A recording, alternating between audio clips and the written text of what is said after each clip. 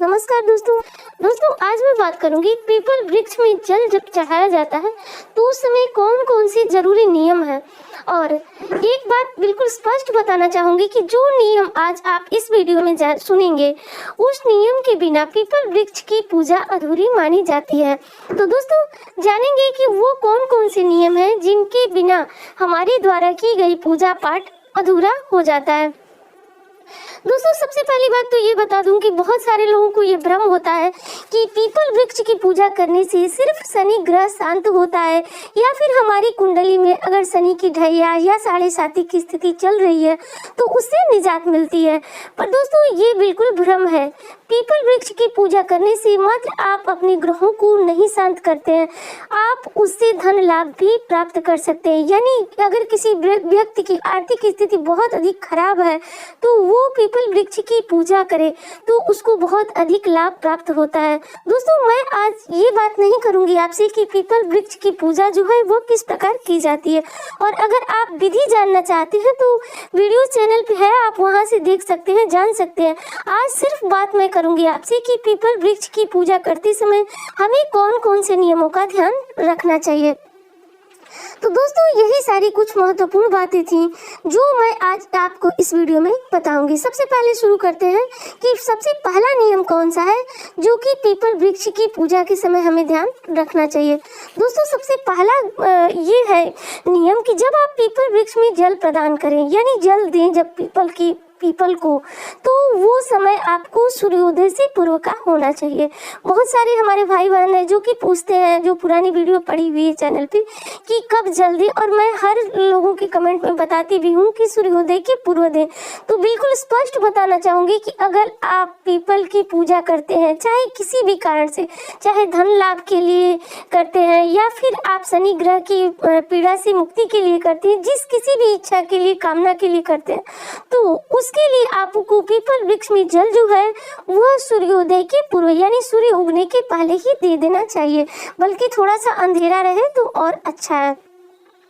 दोस्तों श्री कृष्ण ने खुद ही भगवत गीता में कहा है कि वृक्षों में मैं पीपल हूँ, यानी पीपल को इतना हमारे धर्म ग्रंथों में इतना श्रेष्ठ बताया गया है कि श्री कृष्ण जी ने स्वयं ही कहा है कि मैं वृक्षों में पीपल हूँ, महीनों में अगहन हूँ। यानी दोस्तों ये बातें थोड़ी सी बड़ी हैं और वीडियो बड़ी हो सकती है, इसलिए हम ध्यान देते हैं। दूसरी क्या बात है जो कि पूजा करते समय ध्यान देना चाहिए। दोस्तों जल चढ़ाने के बाद संध्या में दीपदान अवश्य करना चाहिए। दोस्तों फिर बताऊंगी आपको कि ये बातें बहुत महत्वपूर्ण है। अभी फिर मैं ध्यान इसलिए खींचना चाहती हूँ आपका कि देखिए बहुत सारे हमारे भाई बहन हैं जो कि सुबह में ही पीपल की पूजा कर लेते हैं, दीपदान कर लेते हैं, प्रदक्षिणा कर लेते हैं, सब कुछ कर लेते हैं, पर संध्या समय दीपदान नहीं करते हैं। देखिए सुबह में आपका इच्छा हो, आपकी इच्छा हो तो आप वहाँ दीपक जलाएं, न जलाएं। सुबह में आप सिर्फ जल चढ़ाते हैं, भोग चढ़ाते हैं तो आपकी पूजा जो है वह पूर्ण हो जाती है। पर संध्या के समय आपको सरसों के तेल का दीपक वहाँ अवश्य जलाना चाहिए। तो दोस्तों ये बात ध्यान रखने वाली बात है, क्योंकि अगर सुबह आप दीपक जलाते हैं सिर्फ और सुबह आप जल चढ़ाते हैं, शाम में दीपक नहीं जलाते हैं, तो निश्चित रूप से आपकी पूजा का फल आपको आधा आधा ही मिलता है। तो आपको सुबह में जल चढ़ाना है, शाम में दीपक जलाना है। दोस्तों आपको लग रहा होगा कि वीडियो में मैं बहुत विस्तृत तरीके से बातों को बता रही हूँ, तो दोस्तों हाँ मैं विस्तृत तरीके से बता रही हूँ कि जिससे आपको बहुत अच्छी तरह से ये बातें समझ में आ सके, क्योंकि इससे पहले जो मैंने वीडियो दिया हुआ है उसमें लोगों को थोड़ा सा जो संशय है उसको भी दूर करने की मैं यहाँ पे कोशिश कर सकती हूँ। और दोस्तों देखिए पुरुष अगर पीपल वृक्ष में जल चढ़ाते हैं तो वह पीपल वृक्ष के ऊपर सिंदूर कदापि न लगाएं। सिंदूर देखिए नियम ये है कि जब हम जल चढ़ाते हैं उसके बाद भोग लगाते हैं, उसके बाद तिलक करते हैं, तो अगर महिला है तो वो सिंदूर का तिलक पीपल वृक्ष पे लगा सकती हैं। पर अगर वही पुरुष हैं तो वह रोली चढ़ाएं। रोली चढ़ाना उनके लिए बेहद शुभ होता है।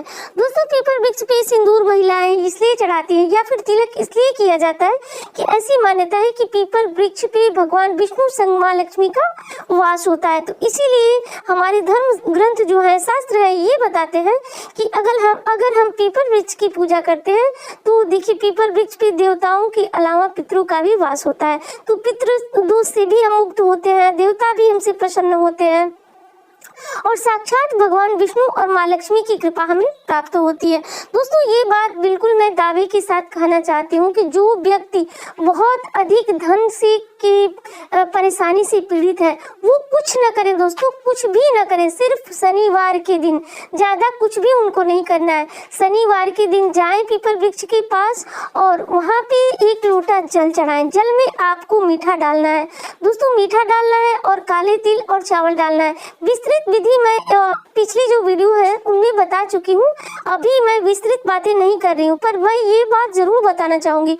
और शाम के समय दीप दान करें, वो निश्चित रूप से देखेंगे कि क्रमशः उनकी आर्थिक स्थिति जो है वह सुधरने लगती है। दोस्तों पीपल वृक्ष जो है वह इतना ही अधिक प्रभावशाली है कि आपके घर में निरंतर जो परेशानियां बनी रहती है वो धीरे धीरे समाप्त होने लगती हैं।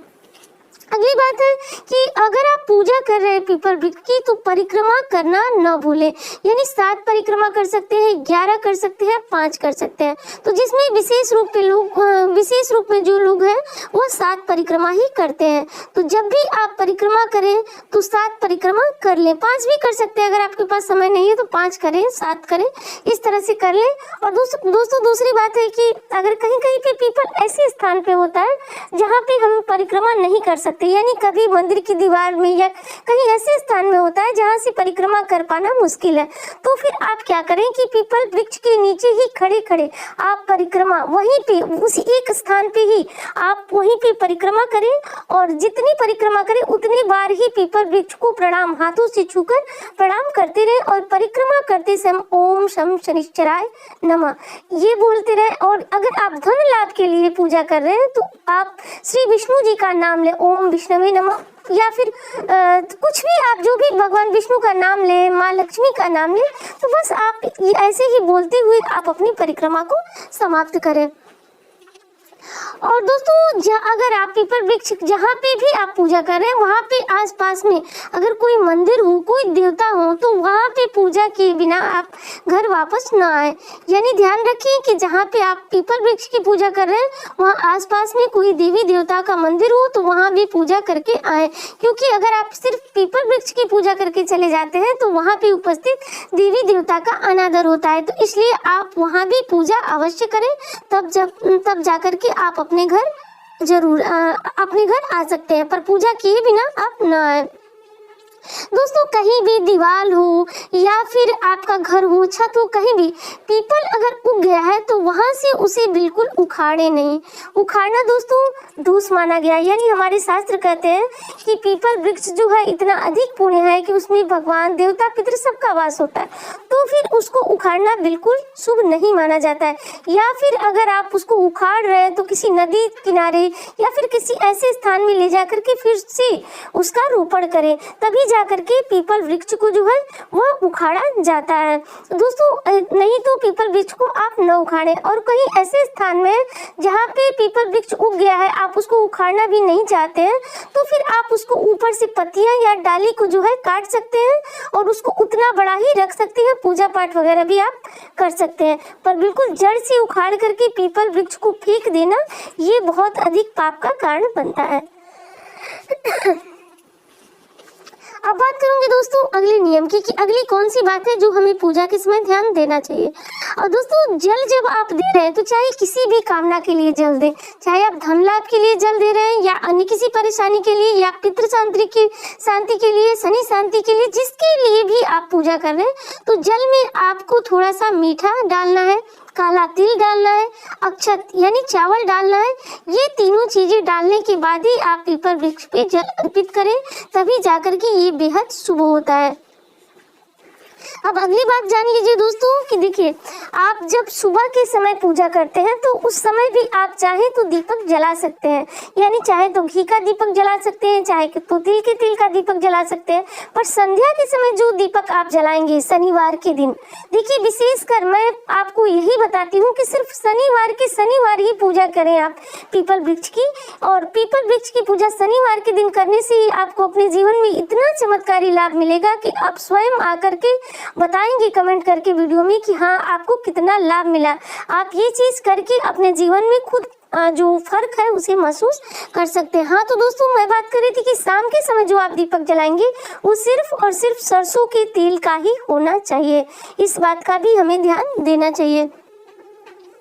और दोस्तों, अगर आपकी कुंडली में शनि की वजह से आप बहुत अधिक परेशान हैं, आपको लग रहा है कि जब से आपकी 7.5 लगी है तो तब से आपका सारा कार्य जो है वह विलंब होता जा रहा है, बिगड़ता जा रहा है, या फिर आपके जो विरोधी है वो आपके ऊपर बहुत अधिक जो है हावी होते जा रहे हैं, जिंदगी बिल्कुल नरक बन गई है, तो आप शनिवार के दिन जो है काले तिल और चावल और थोड़ा सा मीठा डालकर पीपल वृक्ष में जल तो चढ़ाएं, शाम को दीपक भी जरूर जलाएं। और दोस्तों, उससे भी जरूरी बात है, आप उस वृक्ष पे यानी पीपल वृक्ष पे आप थोड़ा सा सरसों का तेल जरूर चढ़ाएं।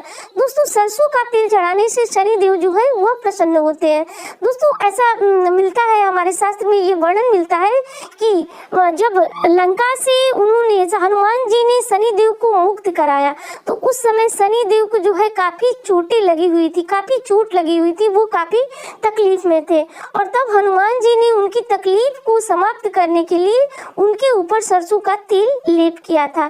तभी से शनि देव ने हनुमान जी को ये वचन दिया कि ये प्रभु जो आपकी पूजा करेगा, आपकी उपासना करेगा, मेरे ऊपर तेल चढ़ाएगा, मैं उसे कभी कोई कष्ट नहीं दूंगा। तो अगर आप चाहते हैं कि आपका शनि जनित सारा कष्ट समाप्त हो जाए तो आप पीपल वृक्ष पे पूजा के बाद सरसों का तेल जरूर चढ़ाएं। शनि प्रतिमा है अगर आसपास में तो उसके ऊपर भी आप सरसों का तेल चढ़ा सकते हैं। बस प्रतिमा पे पूजा करते समय या फिर तेल चढ़ाते समय आपको ये ध्यान देना है कि आपको शनि देव की आंखों में नहीं देखना है। दोस्तों, आंखों के मतलब उनके बगल में होकर के ही आपको पूजा करना है, कभी भी उनके सामने आकर के आपको पूजा नहीं करना है।